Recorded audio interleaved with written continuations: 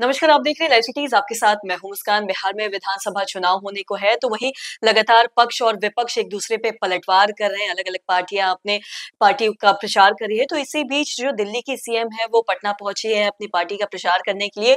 और इसी बीच उन्होंने विपक्ष पे है जो पलटवार करते हुए ये कहा है कि ये महागठबंधन की जो ठग पार्टी है, ये बस कुछ चंद वोटों को साधने के लिए, चंद वोटों के लिए देश को बर्बाद कर देगा, देश को बदनाम कर रही है, लोगों की माँओं को गालियाँ दे रहे हैं। ये लोग कुछ भी कर सकते हैं चंद वोटों के लिए, लेकिन जो बिहार की जनता है, वो बेवकूफ़ नहीं है। उन्हें सब समझ आता है कि कौन सही है, कौन गलत है और तमाम चीज़ों को लेके उन्होंने क्या कुछ कहा है, सबसे पहले आप वो सुनें।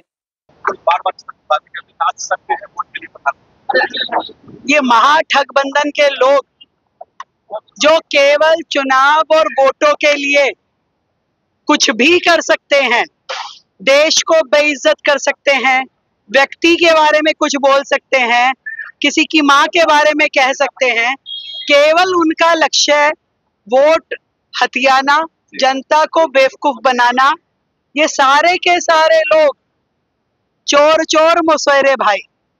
ये बिहार की जनता को यदि सोचते हैं कि बेवकूफ बना लेंगे, तो मैं उन्हें कहना चाहती हूँ, बिहारी जो है वो भोला हो सकता है पर बेवकूफ नहीं है। उनकी इन बातों में आने वाला नहीं है। बिहार की जनता विकास चाहती है और वो एनडीए के राज में जो उन्होंने विकास की रफ्तार देखी है, आगे उसी रफ्तार को बढ़ाना चाहती है।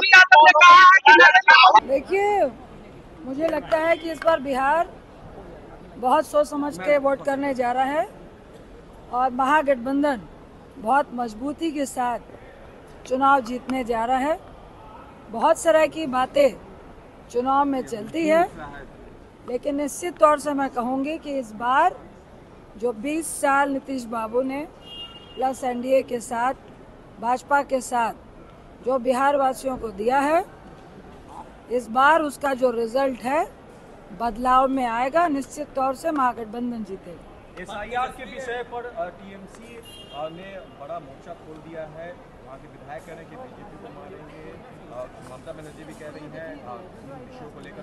देखिए, हम बिहार की बात करेंगे और यहाँ पे 65 लाख वोटर निकाल दिए गए और चुनाव आयोग ने जो कहा, हम चुनाव आयोग पे टिप्पणी नहीं, लेकिन जो उन पे प्रेशर दिया गया, जिसकी शय पे ये काम हो रहा है, और बहुत सारे 65 लाख वोटर का जब आप कह रहे हैं आप निरीक्षण करेंगे, तो तब तक आपका चुनाव बीत चुका है। ये लगातार जो पूरा अपोजिशन है पैन इंडिया में, एसआईआर का मुद्दा, अपोजिशन सेटिस्फाइड नहीं है।